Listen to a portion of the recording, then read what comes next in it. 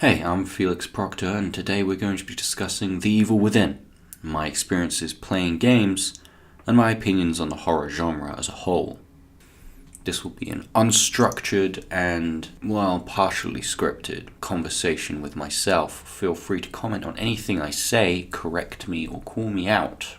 I should also mention I have a pretty bad case of the flu, which is why my voice sounds weird, and I will be occasionally coughing and sniffing throughout this rant. So recently, I started to replay The Evil Within, a third-person survival horror game developed by Tango Gameworks and published by Bethesda Softworks. I remember when this game first came out, and the reviews were lukewarm, complimenting the crazy, unrelenting visuals but disliking the story and the characters.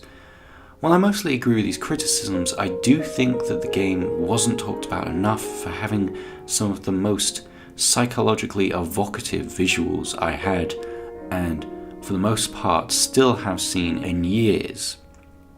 Imagine a Journey to Termina cutscene and the Mask application cutscenes from Majora's Mask, except happening almost constantly for 16 hours. Some of the cutscenes and gameplay in this game contain some of my favourite designs for locations, monsters, and scenes, maybe ever. But this game got me thinking, because it's not often that I replay games, with some notable exceptions, for instance Undertale, which is designed to be replayed, and the Stanley Parable, which is the same. And when I do, I often don't finish these games. Besides the game-breaking bugs that are part of the disc that no one else had, and seriously, someone needs to help me with my copy of The Last of Us, the main reason for this is that I don't like seeing things that are purely expositional, i.e.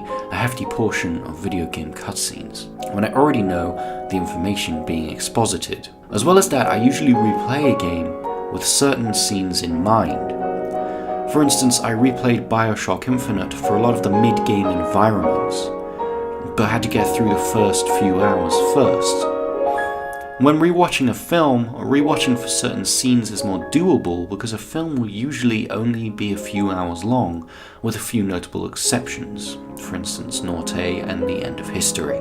So you know that you'll get to what you want in the end. In a game, you often have to replay through hours of gameplay, and you might even get stuck, failing again and again and again in a scene that you breezed past the first time. Or maybe I have a short attention span. Which reminds me, coming back to The Evil Within, one of the reasons that I think this game might have had the reviews it had is its stance on horror. The game has elements of psychological horror, especially with it all taking place inside a madman's mind.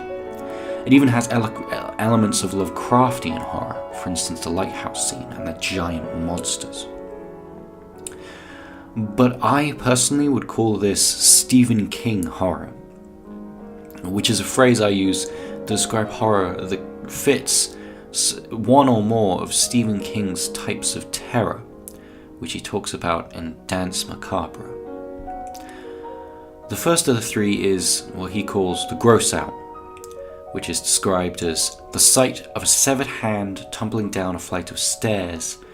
It's when the lights go out and something green and slimy spatters against your arm. This fits into The Evil Within from some of its first moments. In its second scene, when you wake up surrounded by corpses and moments later slide into a vat of blood. The second type is the horror, which is described as the unnatural. Spiders the size of bears, the dead getting up and walking around. So when the lights go out and something with claws grabs you by the arm. The Evil Within champions this, from irregular old zombies to creepy girls with a million arms screaming from fountains of blood to leviathan beasts that would make Lovecraft proud. The last type Stephen King talks about is terror. King says terror is when you come home and notice that everything you own has been taken away and replaced with an exact substitute. It's when the lights go out and you feel something behind you. You hear it. You feel its breath against your ear, but when you turn around, there's nothing there. This is, in my opinion, the champion form of horror, and the least Stephen King-y of all the types.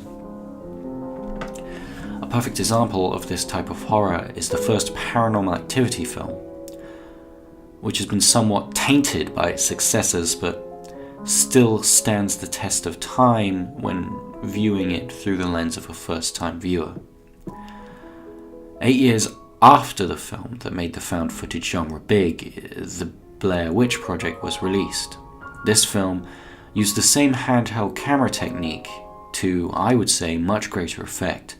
Paranormal Activity really hit home with the viewer, literally. It showed people exclusively in their own home, when one is usually safe from danger, and showed an unseen, all-powerful force tear their lives apart.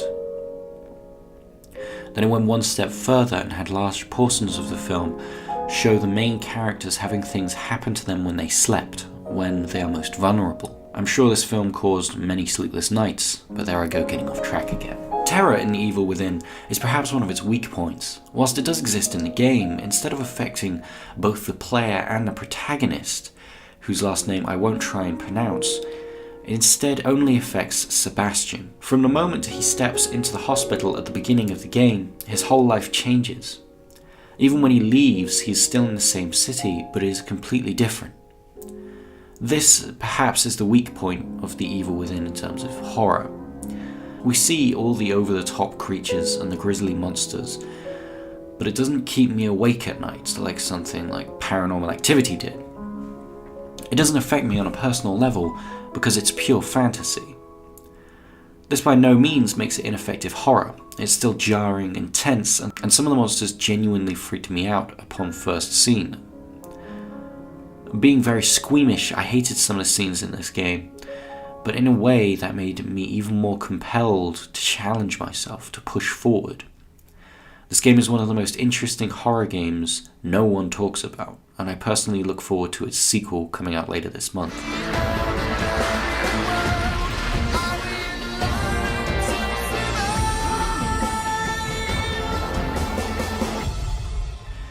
If you think that it sucked, that's okay though, I guess I'm just easily entertained.